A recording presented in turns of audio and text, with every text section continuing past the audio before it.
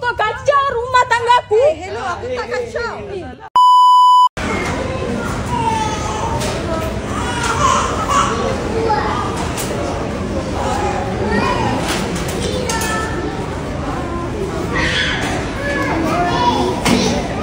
Apa?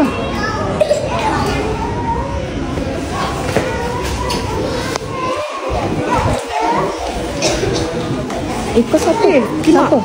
Kau siapa? Lah buat cinta lelaki kau. Siapa kau? Siapa? Janganlah, kau ni. Siapa dia? Babi. Kau siapa? Kau tanya husband kau. Yelah, kau siapa? Kau tanya husband kau. Kau siapa? Kau tanya husband kau. Dia siapa? Dia kawan Daddy, tak terlibat dengan dia. Terlibat, yelah dia siapa Dia memang kawan Daddy. kawan. Dia kawan Atik, dia adik Atik. Atik mana tadi? Tanya dia. Najwa.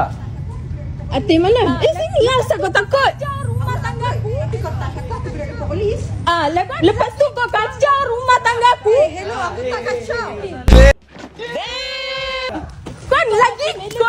Kau nak. Tak, I nak usir dia. Dia tak salah.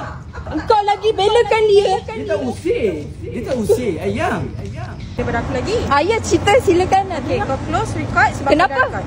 Aku tak kisah apa kena record. Okay. Kenapa? Sumpah, aku dengan dia tak ada apa-apa. Bukti. Bagi bukti sekali. Sebab apa kau nak bukti? Ni ubat apa? Ni ubat aku. Ubat apa? Kau pregnant anak dia? Tak, sumpah tak. Sekali. Jadi? Aku ada sakit.